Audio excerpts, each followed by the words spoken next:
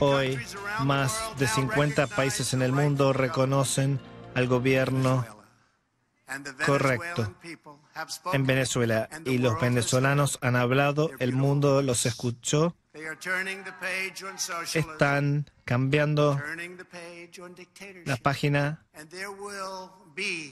del socialismo y la dictadura, y no habrá ninguna vuelta a eso. Los días del socialismo y del comunismo están contados, no solamente en Venezuela, pero en Nicaragua y en Cuba también. Donald Trump debería ocuparse más bien de los asuntos internos de su país en vez de estar metiendo sus narices en los asuntos internos de Venezuela. Bastantes problemas y muy graves tiene dentro de su país. Por eso se va a tratar de desviar la atención de los problemas de su país, metiéndose en Venezuela y fabricándonos una crisis, tratando de fabricarnos una crisis, buscando una provocación y amenazándonos militarmente.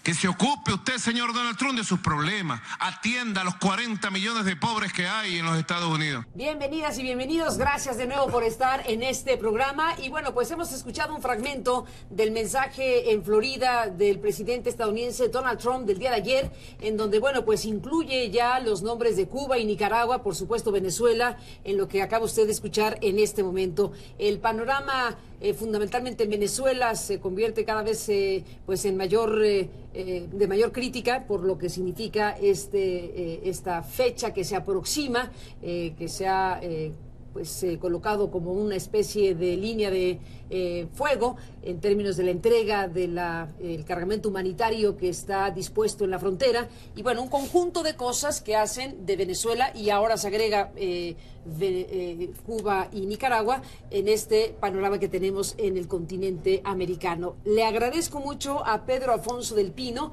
que es un importante abogado constitucionalista en Venezuela, un analista de lo que está ocurriendo en estos momentos, que esté en este enlace para el programa esta noche. Pedro, gracias y muy buenas noches, bienvenido. Hola Carmen, muy buenas noches, muchas gracias. Pedro, Heinz Dieterich, el director del Centro de Ciencias de la Transición de la Universidad Autónoma Metropolitana, un especialista en temas geopolíticos y bueno, pues un analista de primer orden que está aquí para analizar la situación nuevamente. Gracias, Heinz, por estar aquí. Bienvenido. Gracias, Carmen. Gracias. Al contrario. Bueno, a grandes rasgos pusimos algunos de los últimos elementos de la información y de un panorama que has analizado desde hace varios años, Heinz. ¿Cómo definirías, de nuevo te lo pido, este momento? Hemos hablado en días anteriores, semanas anteriores, meses anteriores. Ha sido una mirada analítica de este proceso en Venezuela en particular. En este momento, ¿qué dirías? Sí, Carmen, lamentablemente hemos visto una espiral que va hacia abajo, que va hacia la violencia, debido a dos personajes e intereses que no hablan entre sí, que son contradictorios. Por una parte, los intereses de Washington y por otra parte, los de Maduro. Y cuando dos intereses no se ventilan racionalmente, lleva a la violencia. Ahora ya podemos precisar el momento de esa violencia, que es este sábado, con la entrega de la supuesta ayuda humanitaria de Washington en Cúcuta, en la frontera con Colombia. Y lo único que podemos esperar, que ese sábado que va a decidir el futuro de Venezuela, no se vuelva sangriento. Puede ser una ruptura como la del muro de Berlín, donde se rompió un status quo ya no sostenible, pero sin derramamiento de sangre. Pero en Venezuela hay algunas variables imprevisibles que podemos resumir en dos elementos. Si las masas tratan de entrar por la fuerza, cruzando la frontera, los generales van a dar la orden de disparar, y si dan la orden, la tropa va a obedecer. Esa es, a mi juicio, ¿Son preguntas o son afirmaciones? Son las dos grandes preguntas, Y ahí hay un último elemento que es importante, el papel de Guaidó. Si Guaidó se pone al frente de las masas y está dispuesto a arriesgar su vida, entonces se va a imponer Washington. Si Guaidó no se pone al frente y las masas están solas, pueden decir lo de siempre. A nosotros nos mandan como carne de cañón y los líderes están en la seguridad. ¿Dudas que Guaidó va a estar al frente de la masa? ¿Lo dudas? Sí, yo estoy absolutamente seguro que Guaidó no va a arriesgar su pellejo. ¿De verdad? Seguro, porque para ser mártir, tú tienes que tener una causa, ¿no?, que justifique el martirio. Y él es un político normal escogido por Washington. Pero yo me puedo equivocar, es un pronóstico, por supuesto, ¿no? Depende un poco de la correlación de fuerzas. Si se refuerza el campo de Guaidó y él se siente seguro, entonces lo puede hacer. Y si lo hace, va a pasar lo del muro de Berlín. Van a romper el muro y Maduro tiene que tomar su maleta e irse al exilio. Pedro Afonso del Pino, ¿cómo ves tú las cosas? Sí, sin duda alguna, este sábado es una fecha clave. Sin embargo, hay que visualizar a la gente que nos está escuchando y viendo cómo es ese espacio físico. Se han dispuesto 3 elementos en la frontera venezolana, donde se han generado centros de acopio de insumos médicos y de alimentos. Uno, que es el que más está surgiendo en los medios de comunicación, es el de Cúcuta. Otro, no olvidemos, es el de Brasil, que es un punto muy lejano, prácticamente selvático, a más de 18 o 20 horas de Caracas. Y hay otro punto que es marítimo, estamos hablando de la isla de Curazao, que está a pocas millas náuticas de la península de Paraguaná venezolana, en el Caribe venezolano. La atención se ha centrado en Cúcuta. Visualicemos que la frontera entre Venezuela y Colombia es un río y hay 2 puentes que se llaman los llamados puentes internacionales. Un puente va a ser ocupado por un concierto y por ayuda médica que irónicamente estaría prestando el Estado venezolano al pueblo colombiano.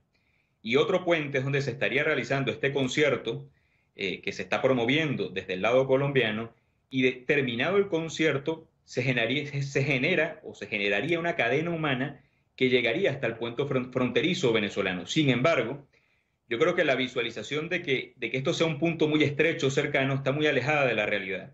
El punto en que la gente se acerque o se conecte, yo creo que eso no va a ser posible. Creo que van a haber muchos obstáculos más allá de las fuerzas militares, en donde va a ser físicamente muy lejano la cercanía. Yo creo que esto va a generar una presión importante en la Fuerza Armada Nacional Venezolana para ver si permiten el paso o no de la ayuda humanitaria. Creo que lo más probable, o lo que hemos visto, lo que hemos visualizado en estos días, es que la Fuerza Armada sencillamente, o los mandos que estén en ese punto, van a cerrar el paso y la cercanía va a ser realmente muy ingenua, muy lejana, y al final lo que se va a transmitir es la imagen de un gobierno que está cerrando la ayuda humanitaria y una Fuerza Armada que, a pesar del inmenso sufrimiento que tiene el país en este momento, se están cerrando los accesos terrestres y marítimos para que ingrese medicinas, comida, insumos nutricionales. Y bueno, eso de una u otra forma deteriora al gobierno interna y externamente en un proceso que creo que es más largo y que va más allá del sábado 23. Déjenme, Pedro Afonso del Pino y Hans Dieterich, regresar después de la pausa y retomemos este hilo de conversación desde el planteamiento que hace Heinz sobre la posibilidad que se dé de una suerte de caída del muro en donde el régimen tiene que irse, o bien esto que estás planteando que tiene que ver incluso con la cuestión del territorio, del terreno, de la cuestión física.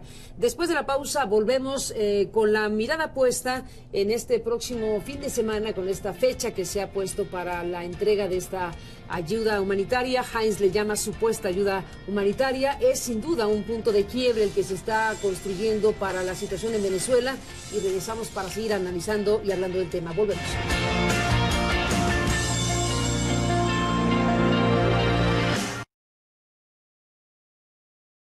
O gráfico. Regresar con Regresamos, Heinz, Pedro, en esta conversación. Permíteme, Heinz, regresar con Pedro porque me gustaría su comentario acerca de lo que dijiste hace un momento. Más allá de la composición física del terreno y de los 3 puntos específicos que ya describiste, Pedro, ¿qué opinión te merece lo que simbólicamente puede ocurrir ahí?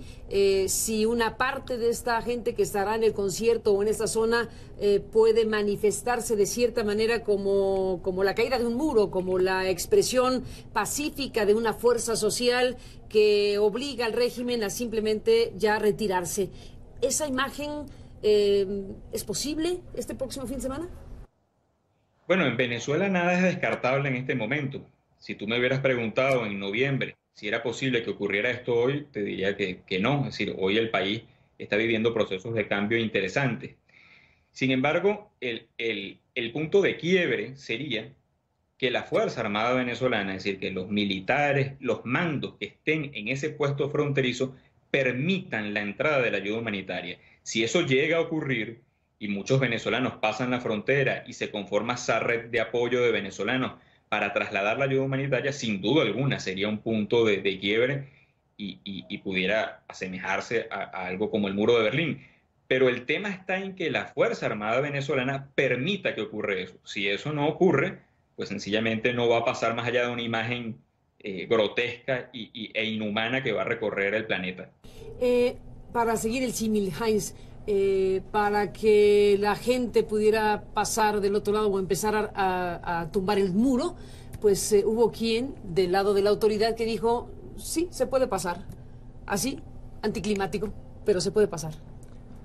Ese escenario, Carmen, me parece que sería posible si Guaidó se pone en la primera fila. Si Guaidó se pone en la primera fila y un bloque de gentes civiles trata de romper el bloqueo de la Fuerza Armada, a mi juicio, no van a disparar. No van a disparar. No. Pero la pregunta es si Guaidó está dispuesto a arriesgar su vida con una actuación de ese tipo. Al fin y al cabo no es Che Guevara o Fidel Castro que arriesgaron la vida por una causa. Entonces, a mi juicio, es la variable clave, porque la gente civil va a actuar según el líder. Y ese es un efecto de psicología de masas que él decide. Yo pienso que ese es el elemento clave, junto con la incertidumbre sobre la lealtad de la Fuerza Armada de matar por Maduro o no matar por Maduro. Vamos con Guaidó. Pedro, ¿qué piensas tú? ¿Se va a poner al frente de esta escena en caso de que ocurra, que es altamente probable, que es lo que todo el mundo está esperando que ocurra, o no, en términos de una presencia física al frente de un asunto que avance hacia la zona fronteriza? ¿Qué piensas que puede hacer Guaidó? Bueno, yo creo que si ese es el escenario de una marcha o de un grupo humano que se va a trasladar al punto más cercano donde pudieran llegar, yo pienso que es muy probable que Guaidó pudiera estar en esas primeras filas. Sin embargo, lo que a mí me cuesta visualizar es el encuentro directo con militares venezolanos y que estos pudieran disparar. Es decir, yo pienso que ese punto de cercanía es difícil que ocurra. Creo que van a haber muchos obstáculos físicos en el puente, más allá de presencia de fuerzas militares, que van a hacer muy lejano la visualización o el contacto entre, vamos a llamarlo así, entre las fuerzas militares venezolanas y el grupo humano que se traslade hasta algún punto del puente.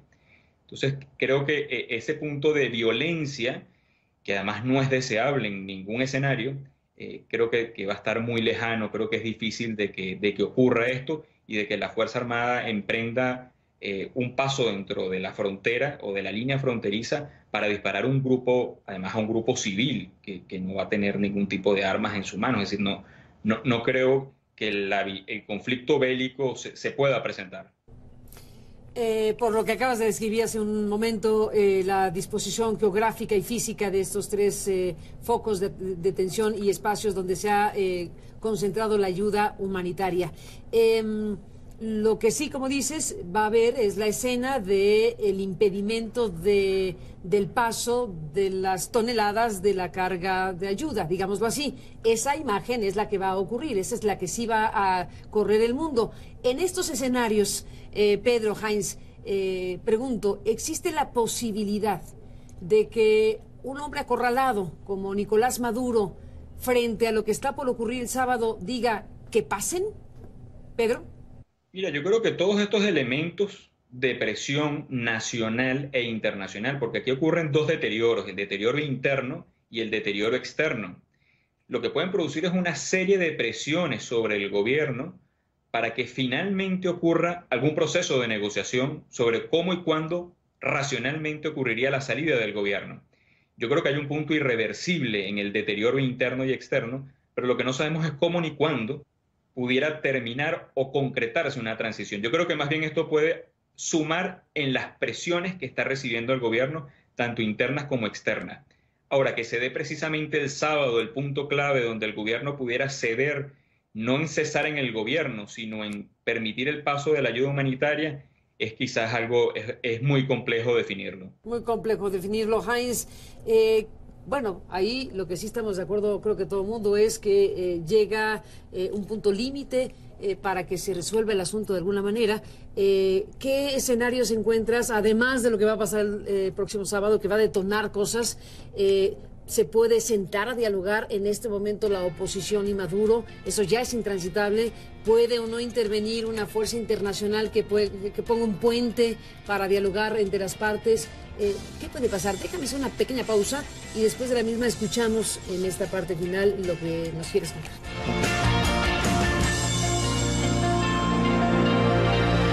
CNN y el Instituto Centroamericano de Administración. El tema del dinero. CNN. Pedro, en estos últimos minutos, pues eso, ni hablar, los escenarios. ¿Qué tipo de cosas pueden pasar a partir del próximo fin de semana según se vayan comportando las cosas en Venezuela? A mí me parece que Maduro no puede negociar nada ya, porque hace 6 semanas tenía poder para negociar, ahora se ha quedado sin nada, y cuando tú no tienes nada... El ejército, pero es previsible que el ejército lo va a abandonar. La base social, que cuánto tendrá, 15% o algo así. Entonces no tiene ningún poder real ahora que tenía hace 2 o 3 meses. Ahora, cuando tú estás con alguien que tiene todo el poder y tú no tienes nada, no negocia el otro, sino te impone las condiciones. Y esa es la situación de Trump. En segundo lugar, Maduro ha perdido toda credibilidad para negociar. Él invitó ahora al Papa, o le pidió que mediara con Guaidó, y el Papa dijo que no, porque nosotros negociamos mucho tiempo en la República Dominicana contigo y después no cumpliste. Entonces tú no eres serio para negociar. Entonces Maduro ni tiene poder, ni tiene credibilidad para negociar. Y los militares es solo cuestión de tiempo que le van a decir, toma tus maletas y vete, porque nosotros vamos a seguir viviendo con la amnistía que los gringos nos ofrecen. Muy bien, con los privilegios de generales retirados, y no vamos a ir a la cárcel o matar por ti. Lárgate.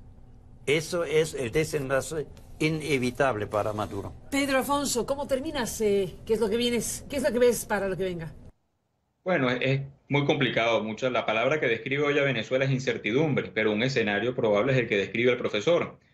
Otro escenario es en el que Maduro pudiera tener algún apoyo de algunas fuerzas del Estado, mantener esa lealtad a Nicolás Maduro y que esto se alargue durante un tiempo que no sabemos cuánto pudiera llegar y que pudiera concretarse un proceso de negociación. Obviamente no es la negociación del gobierno de hace 1, 2 o 3 años, es un gobierno y un Nicolás mucho más disminuido, pero no se cierra la puerta a un eventual proceso de negociación. Inclusive recordemos que hay un grupo de la Unión Europea que estaría trabajando en generar algunas condiciones para generar o trabajar en una transición política que precisamente no es la línea de Estados Unidos. Es decir, que también el escenario de concretar una negociación para buscar una salida pacífica y que no genere violencia en el país también está dado.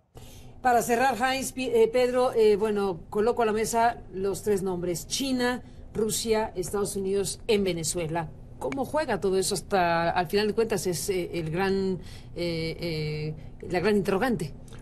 El trasfondo del conflicto es que Estados Unidos ha perdido la competencia por la gobernanza mundial frente a Rusia y China. Como ya decía en otro programa, en lo económico, en lo tecnológico, y a este conflicto de Huawei que lo ilustra, China está ganando el control tecnológico más importante del futuro. Rusia ha ganado la carrera de armamento estratégico contra el cual Estados Unidos no tiene defensas, ni en el aire, ni en el mar, y van a necesitar 10 años para acercarse. Entonces, la contradicción es la siguiente. La gente que gobierna en la Casa Blanca y la clase política que los apoya, los neocons, sigue con la absurda idea de mantener el monopolio del control del sistema mundial que tuvieron en los últimos 30 años. Cuando en la realidad ya hay 4 poderes globales, Unión Europea, Estados Unidos, China y Rusia, que no aceptan eso. Entonces quieren en Washington imponer una ficción que piensan es posible a una realidad que nos va a llevar a todos al holocausto nuclear, o va a poner a Washington en su lugar, como en la Segunda Guerra Mundial pusieron a Hitler en su lugar. ¿Y Venezuela es el detonador de cualquiera de esas cosas? Washington ha decidido que al perder la guerra económica, financiera, tecnológica, científica con China y la militar con Rusia, que necesita el control de América Latina para sobrevivir. Tiene 330 millones de habitantes, China 1.4 mil millones. Si agregan los latinoamericanos, tienen 1.000 millones, tienen agua, tienen todo lo que necesitan para ser competitivos con China, petróleo, con China y Rusia. Esto es el trasfondo. Y ellos lo dicen muy claramente, George Soros lo dice claramente. El mayor peligro para Estados Unidos es la alta tecnología de China. Nos vamos, Pedro. ¿Con qué cierras después de escuchar a Heinz? Mira, yo cierro con un análisis mucho más local. Venezuela tiene 20 años de pesadilla. El país que era uno de los más prósperos de América Latina hoy luce como el más pobre, y creo que tenemos la posibilidad hoy de hacer una transición interesante, pero nos toca hacer la transición política más compleja de nuestra historia en la peor tempestad económica de la República. Así que tenemos unos ingredientes muy difíciles y ojalá los meses venideros esto se resuelva pacíficamente, racionalmente, no solo por la fotografía del momento, sino que dependiendo de cómo se resuelvan las cosas hoy, van a depender posiblemente los próximos 20, 30, 40 años de Venezuela. Así que apostamos a que esto sea con el mayor éxito y de la forma más pacífica y constitucional posible. Así lo deseamos, Pedro, sin duda. Gracias por estar aquí esta noche y seguiremos en contacto si nos lo permites. Un abrazo y hasta la próxima. Muchas gracias. Buenas noches. Gracias, Pedro, y gracias, Heinz, por estar aquí esta noche. Gracias. Seguiremos las horas que siguen, seguiremos los eventos que siguen y desde luego volveremos a vernos si nos lo permiten. Hasta la próxima. Muchas gracias. Gracias, Heinz, gracias, Pedro, y gracias a usted. Buenas noches. Hasta mañana.